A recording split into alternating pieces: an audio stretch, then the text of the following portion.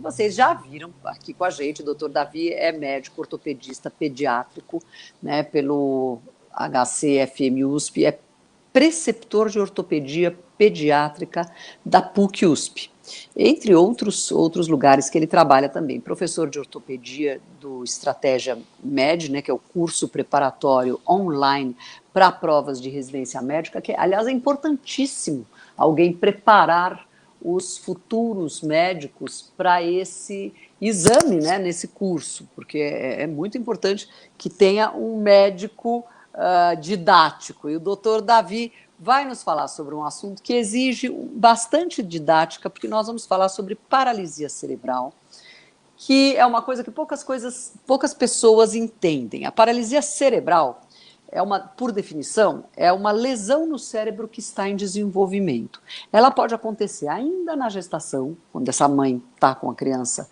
no ventre, no nascimento, ou logo depois do nascimento, e até 2 anos de vida. Então, doutor Davi, bom dia. Vamos entender antes a paralisia cerebral para daí falar dos cuidados. Bom dia. Bom dia, Cláudio. É um prazer estar aqui com vocês de novo. Falando agora do Dezembro Verde, né? Dezembro Verde foi criado para lembrar a gente da paralisia cerebral, que é uma coisa que as pessoas não lembram muito, né?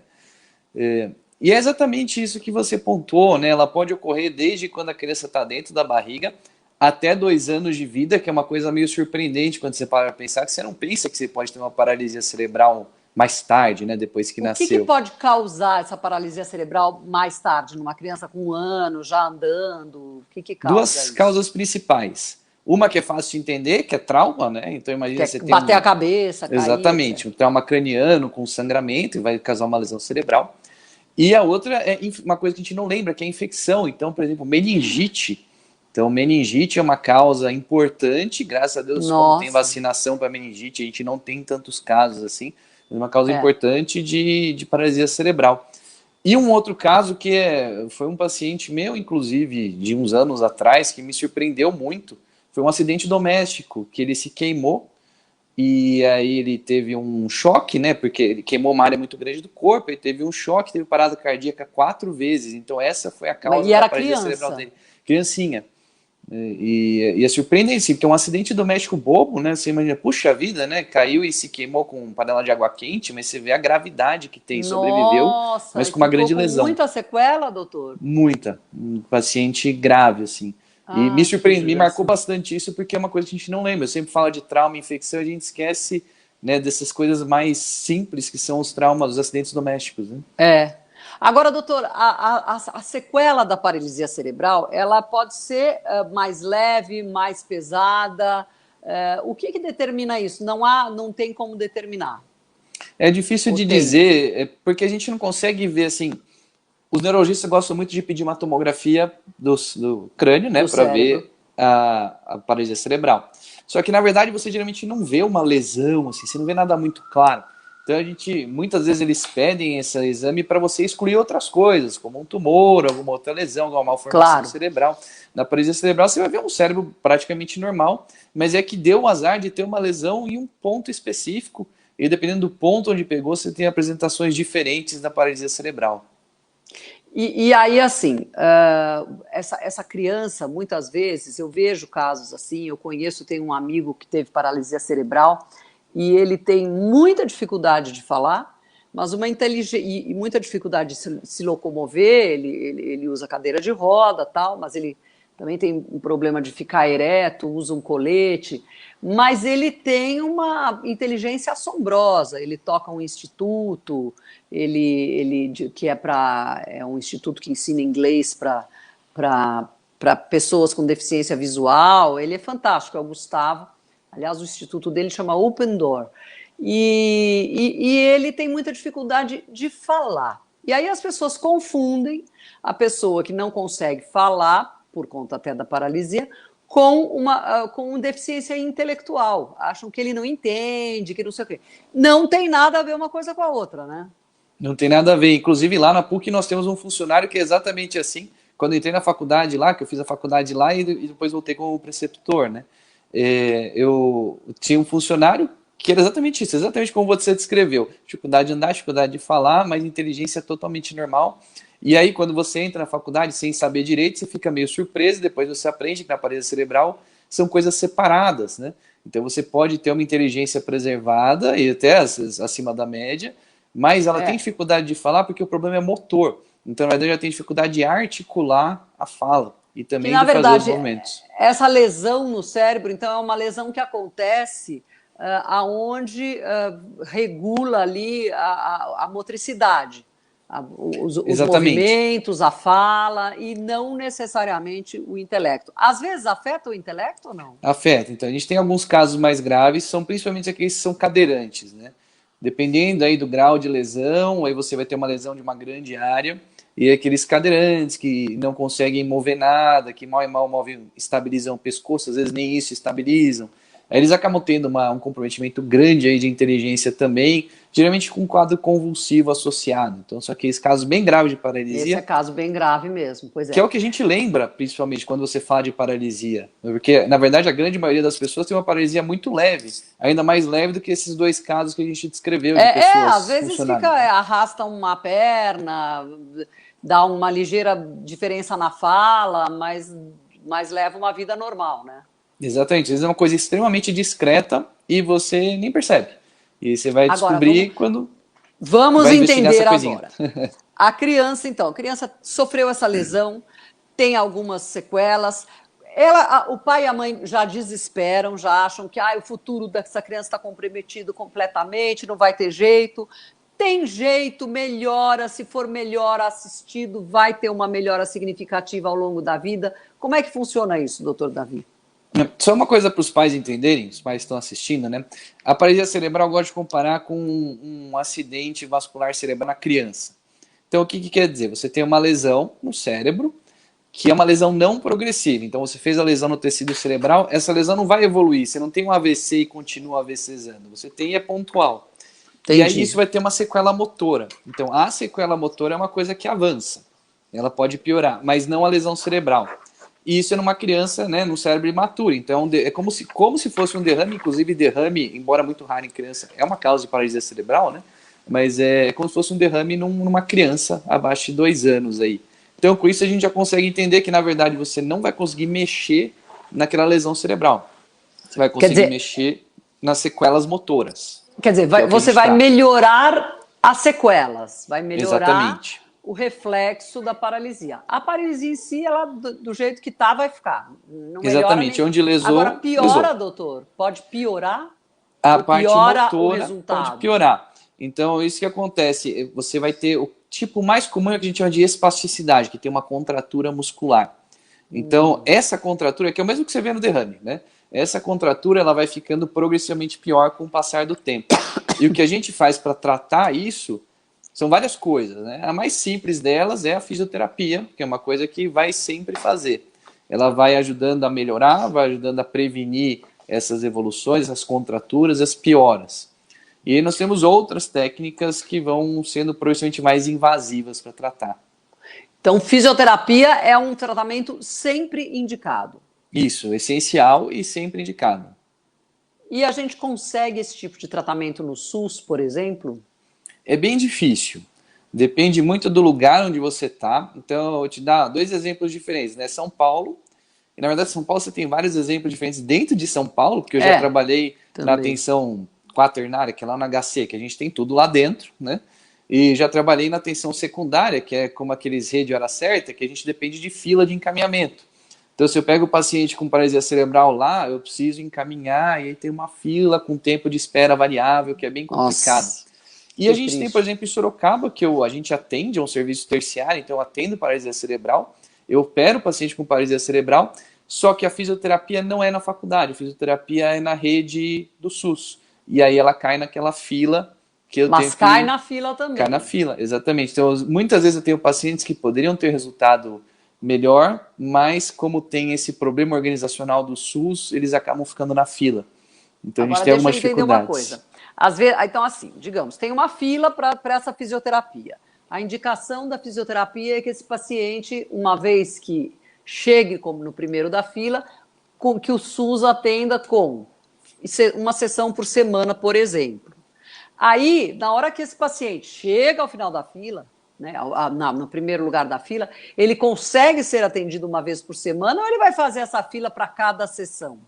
Não, ele é atendido, aí tem o Aí período de ele tratamento, e consegue esse é um este outro problema. tratamento frequente. Sim, o problema é que às vezes você tem que lidar com limitações, então não dá assim para você manter, teoricamente a criança com paralisia cerebral vai fazer fisioterapia para sempre, mas não dá Pois para é. você fazer fisio para sempre porque não tem vaga. Então o que É. acaba acontecendo muitas vezes é você chegou num determinado ponto, beleza, agora você vai continuar em casa e se você piorar você volta. Então a gente tem algumas dificuldades aí no SUS nesse aspecto. Sei.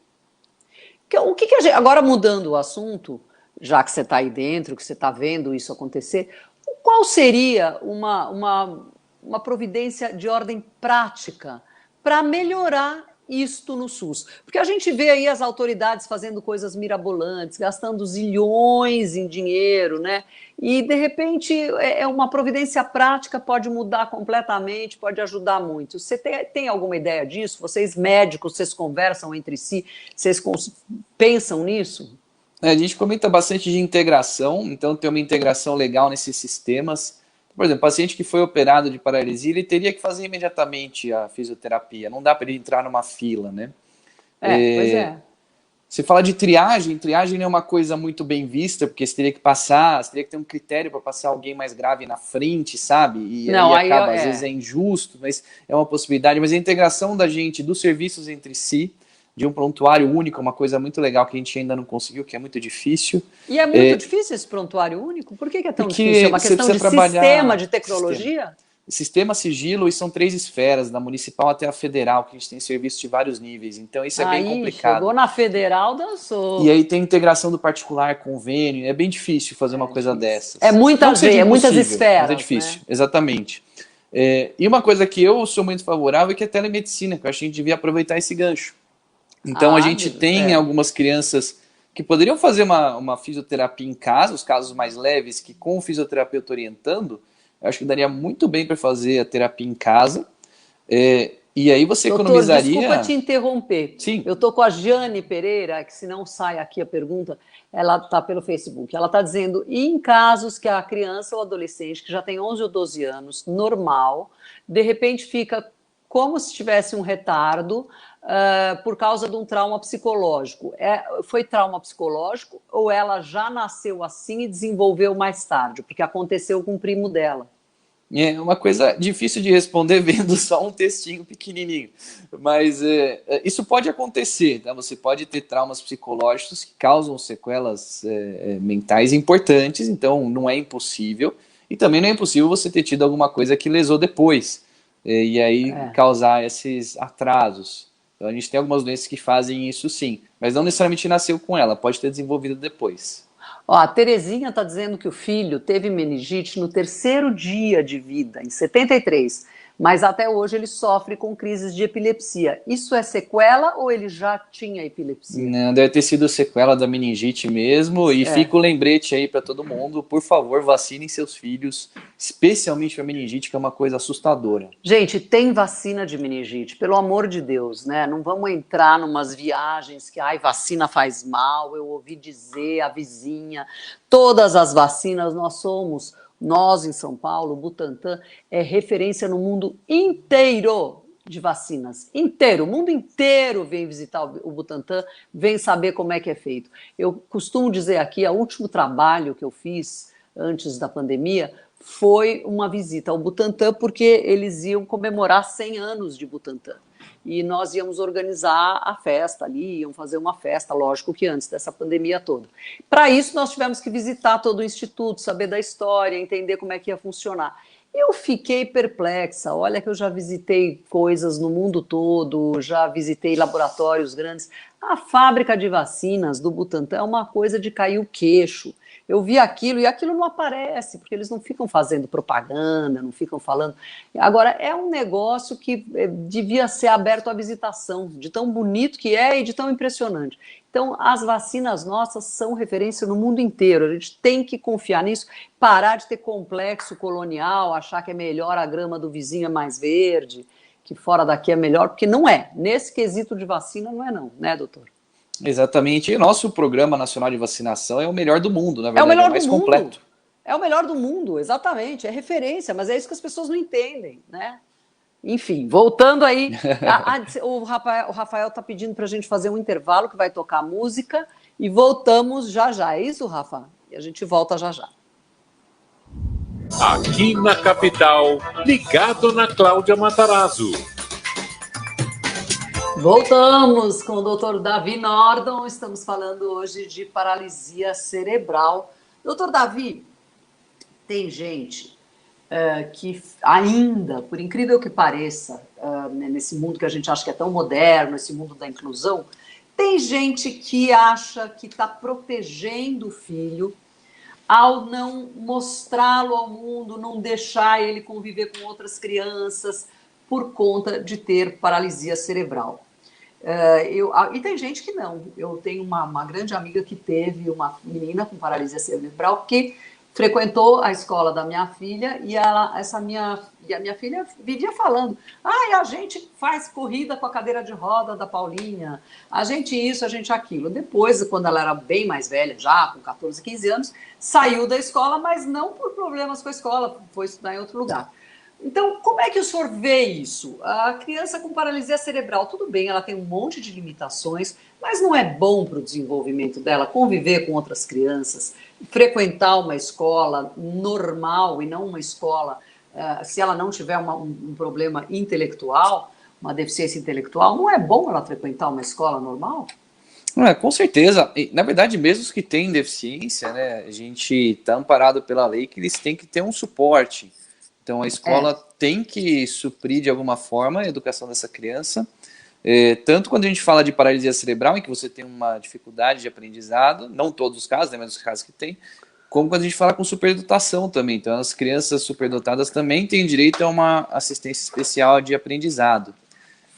Então, mas de qualquer forma, falando, né, dessa socialização, extremamente importante. A criança tem que sim, é uma criança normal, o desempenho da criança, não melhora? Ela fica mais feliz, tem mais desafios, né? Com certeza. Administra a inclusão de outra maneira, mas quer dizer, percebe que há maneiras de administrar a vida dela, né?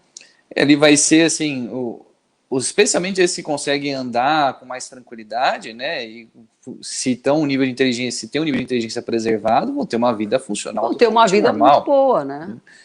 Os que são mais difíceis é aqueles que eu falei, que são os que a gente geralmente lembra da paralisia, que são os cadeirantes, que às vezes não conseguem nem conversam com você, às vezes precisam usar sonda, coisa assim, e esses aí realmente não tem como.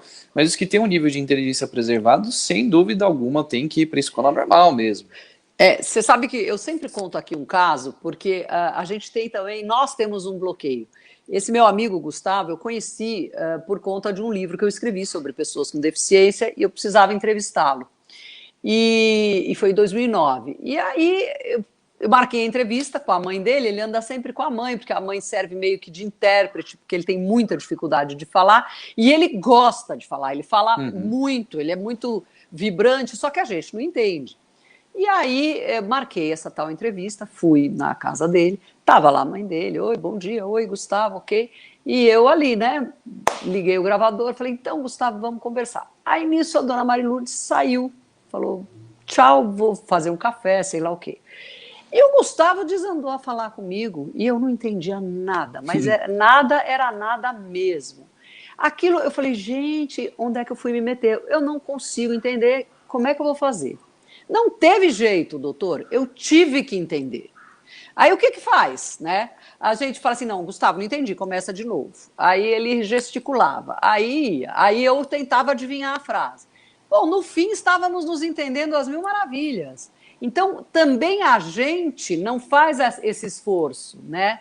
A gente quer que a pessoa fale igualzinho a gente, e aí fica mais difícil. Se a gente fizer um esforço extra, essa comunicação, ela acontece. É muito interessante. E hoje, às vezes, eu marco café, vou tomar café com o Gustavo, ele vem com o acompanhante, mas a gente conversa, entendeu? Vai conversando. Pois é, as crianças são sempre surpreendentes, que elas se viram de qualquer forma, né, para conseguir fazer o que elas querem fazer.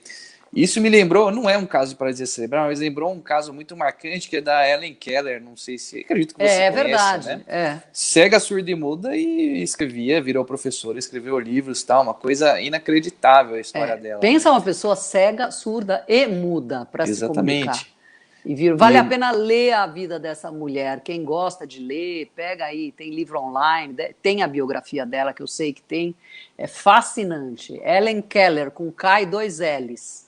É muito interessante. E no fim do século passado foi, né? Quer dizer, era numa época que sim, não tinha o começo não, fim do fim do século século XIX foi. retrasado, né? Exatamente. Já estamos retrasado. no 21. Nossa Senhora. Mas assim, o que me surpreende é assim, a pessoa que descobriu que na verdade era isso, que ela era cega, surda e muda, que ela não tinha um retardo mental, entendeu? Como que descobriu isso e conseguiu descobrir uma forma de educar ela, que é muito surpreendente. Como se ensina uma pessoa dessas a ler se ela não consegue nem enxergar, né? Então, Não, muito e não consegue falar, né? e não consegue Exatamente. ouvir. Né? Então foi tudo pelo tato, foi uma coisa muito impressionante. Gente, vamos só seguir aqui, porque a gente tem uma pandemia, doutor, e aí como é que ficam esses pacientes durante a pandemia? Afastou os pacientes do tratamento? É bom eles voltarem? É bom eles se preservarem? O que o senhor aconselha? Poxa, a gente fica numa sinuca de É bico, difícil, né? né? Porque eles tecnicamente entram como um grupo de risco, especialmente aqueles que são cadeirantes mais complicados, com sonda e tudo mais, né? Mas a gente sabe que eles perdem muito em não fazer a fisioterapia, então eles regridem bastante. Tem pacientes que a gente acabou operando um pouco antes da quarentena aí, que não fizeram o segmento, e você agora fala, puxa vida, mas teve essa dificuldade aqui, não ficou tão bom porque teve algum problema na cirurgia ou porque não fez a reabilitação. Porque não né? fez a reabilitação, né? Exatamente, e aí o que a gente tinha ganhado com a cirurgia você perde, porque ele continua tendo a espasticidade, a contratura continua, então você precisa fazer a físio, né, para conseguir otimizar, conseguir o máximo possível com os tratamentos. Então, o ideal seria voltar, lógico, mas assim, com segurança, né? Então, se é possível voltar com segurança, sim, se não é, tem que pesar o risco-benefício, né? Com certeza. Doutor, tem muitos tratamentos como acupuntura, outras técnicas complementares que não necessariamente são cientificamente comprovadas, mas que muita gente diz que melhorou, né? Funciona, ajuda, pode fazer, dá para fazer junto. O que o senhor diz? O que eu recomendo geralmente é assim, se não for fazer mal para a criança, você pode tentar, e se não for fazer mal para o cuidador também. Porque às vezes a mãe acaba ficando, eu digo mãe porque geralmente é a mãe, né? Mas acaba ficando muito paranoica com esse negócio de levar aqui, levar ali, e fica o dia inteiro levando para várias terapias e muitas delas às vezes nem funcionam e é um desgaste enorme. Não, aí tem que ter um critério da mãe, talvez, né? Exatamente. Então, assim, se não for fazer mal para a criança, nem para o cuidador, esses que não têm tanta comprovação, não tem tanto problema tentar. O que a gente tem de restrição que a gente sabe? Então, ecoterapia, que é com cavalo, para criança que tem o quadril luxado, realmente não pode. Mas aí é só quem tem o quadril luxado, não Exatamente. quem tem outros problemas. Porque ecoterapia já se provou que funciona para outras coisas, né? Sim, é que para paralisia cerebral especificamente a gente não tem comprovação e os que têm quadril luxado causa dor. Então, realmente, se tem o quadril luxado, não faça. Não faça. Você pode fazer, eu sei o que eu falei, não tem comprovação a favor nem contra. Então, tá bom. Doutor Davi, estão fazendo sinal para a gente parar, eles não deixam a gente conversar. Dá o seu contato, por favor, e o senhor volta, o senhor já é nosso cliente aqui do Ligado no Matarazzo. Dá o seu contato, quem quiser entrar em contato, ou pelo Instagram, ou pelo Facebook, como é que faz? O contato mais fácil é você colocar o meu nome no Instagram, no Facebook, mas é DR de doutor e o Nordon, que é o sobrenome, é o Instagram. Então é o jeito mais fácil de achar. Nordon com N de navio no final. Exatamente. Doutor Nordon com N de navio no final. Tá bom, doutor Nordon, muito obrigada e até a próxima. Ótimo fim de semana para o senhor. Eu que agradeço, até a próxima, bom fim de semana para vocês. Valeu.